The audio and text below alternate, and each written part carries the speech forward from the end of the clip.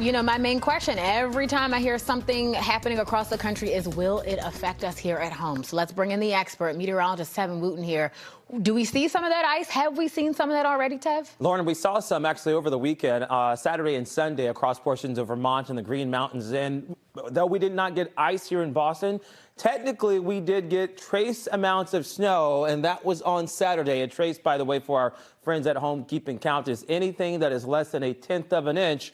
But it's not enough to be measurable, so we are still in our deficit of snow for the month of March by almost 9 inches. There have only been 9 other Marches in Boston's history that have had trace amounts of snow. This is that front that brought the snow and the ice across northern New England. Look at what's moving in now, warmer air on the backside. So we're already at almost 60 degrees right now as that front clears with rain showers tonight. It's chilly tomorrow. It's not cold. Highs are back where they should be for this time of year before another round of warm weather with, yes, the potential for some ice. It seems like this on Thursday morning is more likely across the crown of Maine. Another cold front comes as we near the weekend. I think on Friday cools us down into Saturday and Sunday, but nothing severe with highs still in the 40s and not even cold enough to snow at this point in the game for the city, although we are watching this stationary boundary that does bring in repeated chances of rainfall. We're also, by the way, watching the clouds that is still just shrouded and encompass the entire area. This is that lowest level of the cloud deck here. You can see off into the horizon.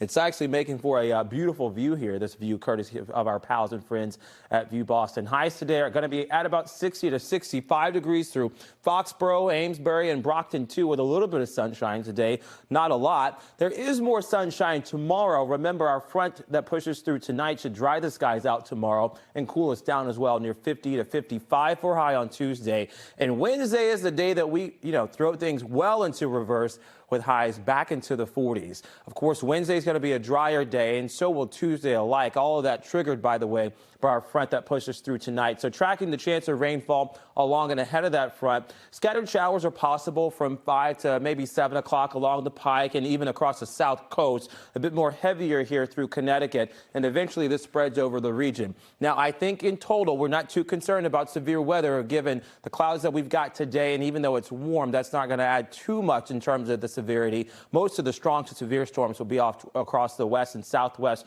through New York, New Jersey, and even portions of Connecticut. Here's 10 o'clock tonight. We really crank things up through midnight. So if you're a light sleeper, this will wake you up. A couple of thunderstorms embedded in this. But again, gusty winds, I don't think we're looking at anything more than 35 miles an hour. By 6 o'clock tomorrow, clouds are already gone. Rain falls well off towards the east, and we should be on the way to a mostly sunny day for Tuesday afternoon. All this starting at about 8 o'clock to 9 o'clock in terms of the skies opening up with more sunshine.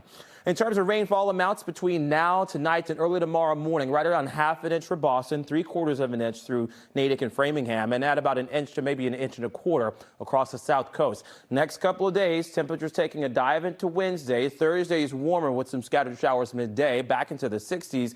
And oh, what do you know? The Red Sox are home for the home opener versus the St. Louis Cardinals this Friday. There will be some rainfall, I think, midday, but first pitch overall seems to be dry and warm back into the upper 60s. Lauren, this is a rock and roller coaster of a forecast. We've got a lot of highs, not too many lows overall.